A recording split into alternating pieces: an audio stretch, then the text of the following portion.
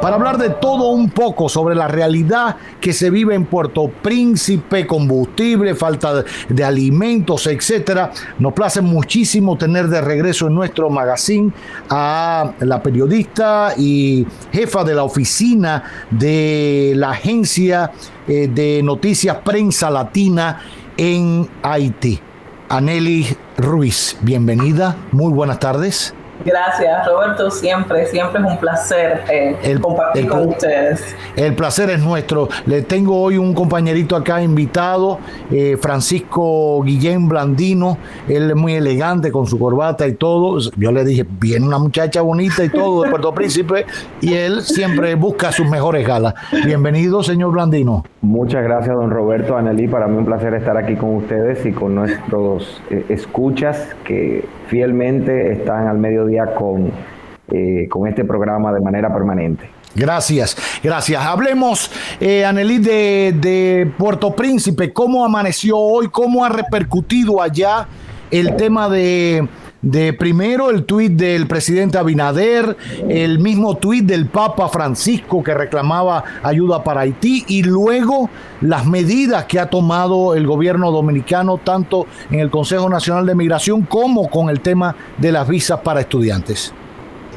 Sí, Roberto, la guerra de los tweets que estuvimos observando el viernes, por supuesto, se ha multiplicado también en la prensa local, en las calles, en las personas, incluso la mayoría señala, ¿no?, que cree injusto que esta guerra termine con la suspensión de las visas a los estudiantes que estudian en República Dominicana.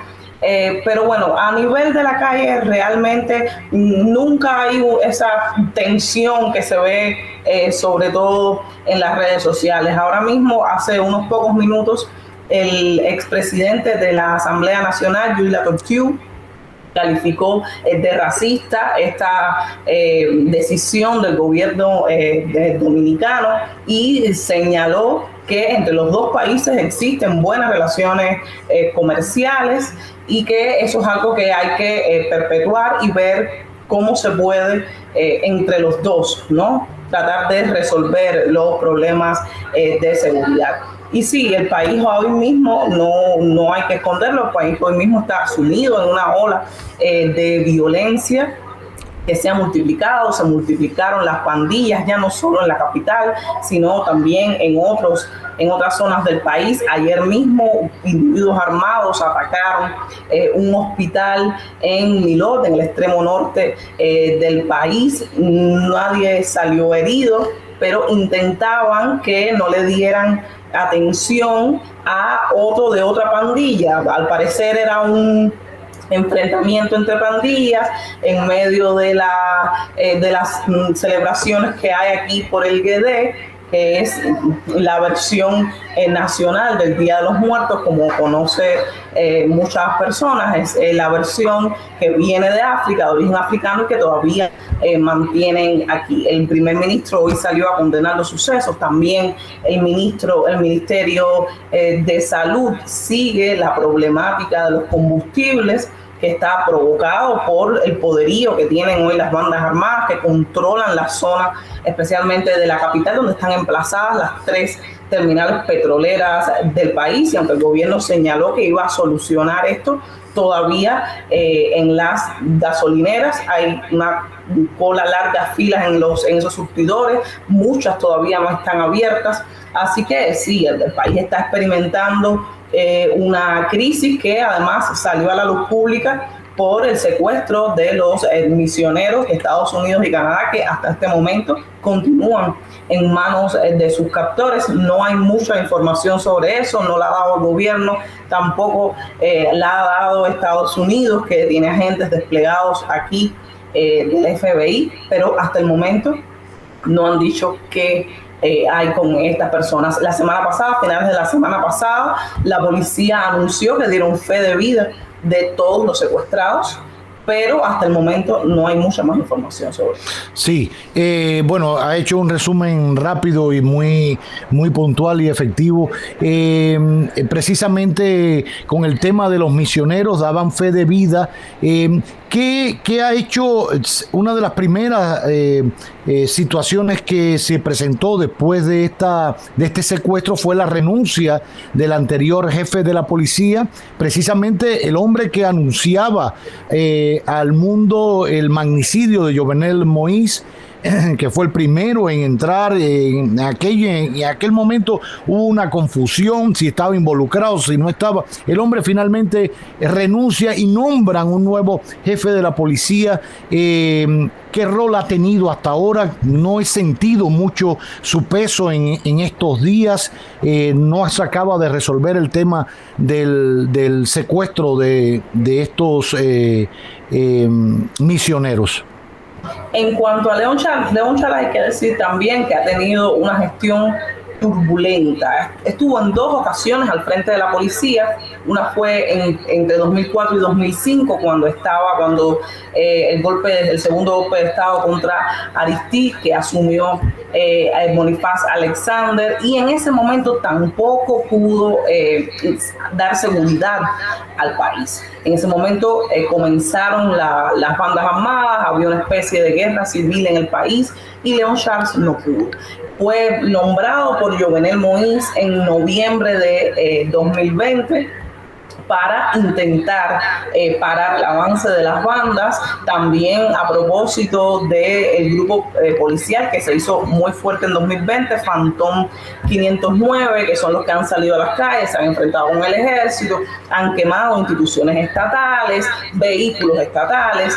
Entonces la misión de León Charles era controlar este grupo y por supuesto restaurar el clima de paz en el país, y eso no lo pudo hacer.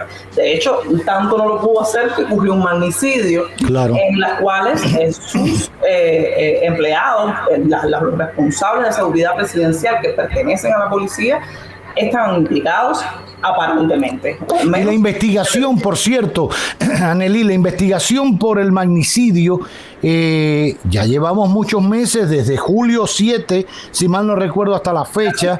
¿Y qué pasa? Descubrieron o capturaron a uno de los cabecillas en Jamaica.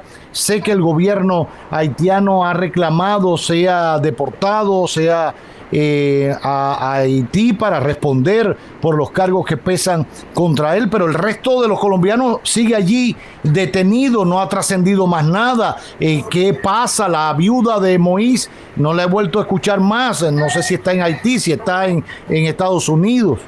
Sí, desde finales de julio la investigación está prácticamente estancada. Luego de finales de julio nombraron a un juez de instrucción para investigar el caso, que renunció pocos días después de su nombramiento, y ahora mismo está llevando el caso el juez Gary Orelien, que fue además muy criticado porque es la primera vez que instruye un archivo, y es un archivo de esta magnitud.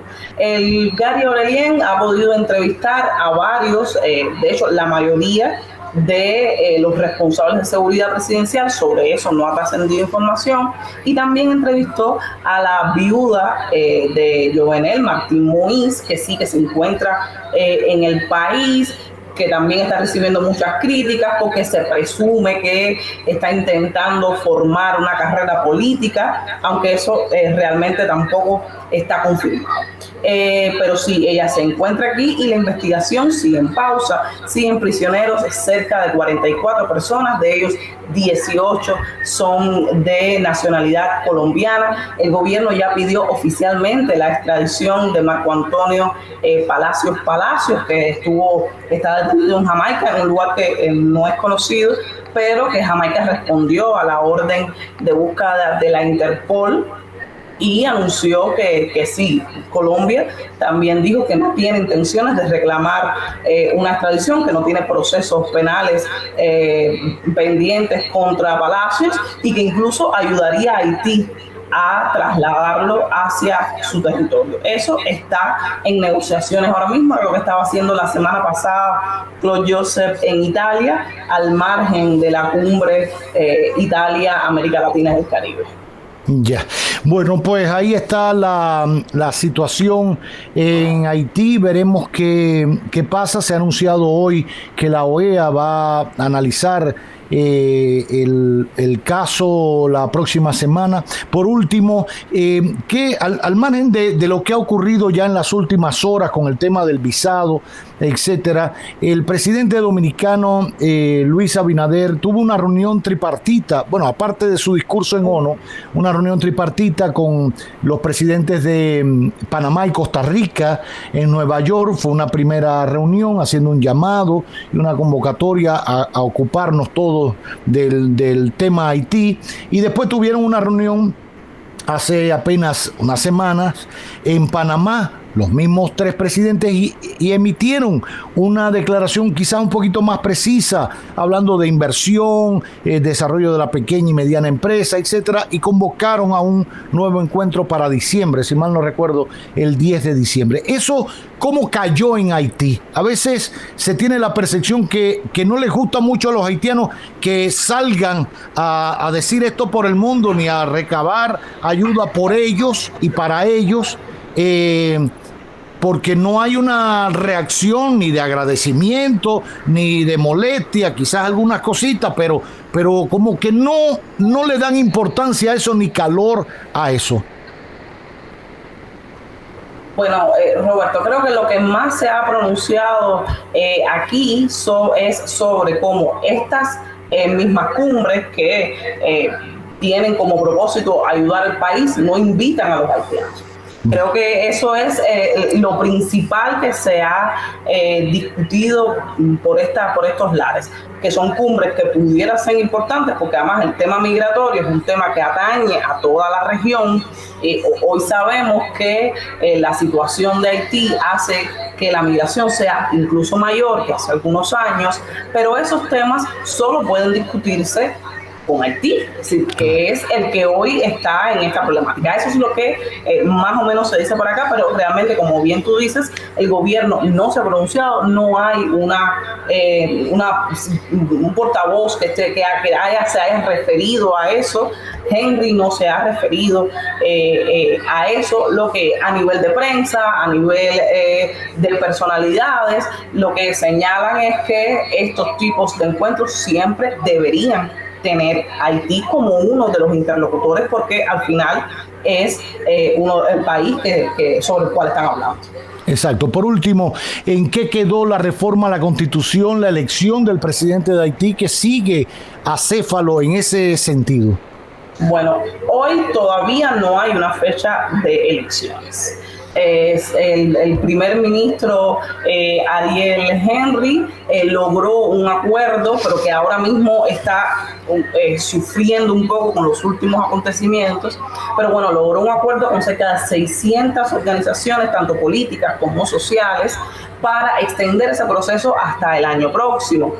¿Qué pasa? Este acuerdo también compite con el acuerdo alcanzado por la sociedad civil, a la cual se unió una cifra similar de organizaciones, que está proponiendo un gobierno de transición de al menos 2 años. De hecho, hace muy poco nombraron a un comité que debe ser el encargado de luego nombrar al presidente y al primer ministro, y ellos están proponiendo una transición de al menos 2 años para restablecer las instituciones estatales y a partir de ahí el proceso electoral. Ariel Henry está señalando por su parte que quiere un periodo mucho más breve, que las elecciones él aspira que sean antes de finalizar 2022, y la persona que debe sustituirlo en el cargo debe estar a inicios de 2023 en el poder.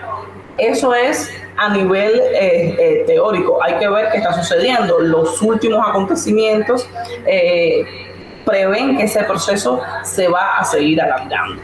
Habría que ver. Ya.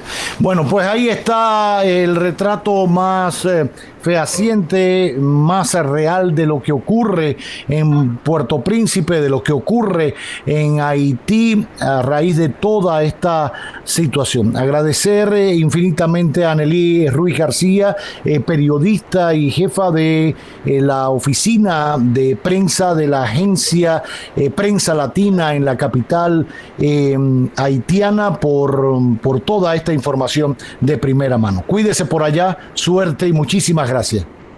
Gracias a ustedes.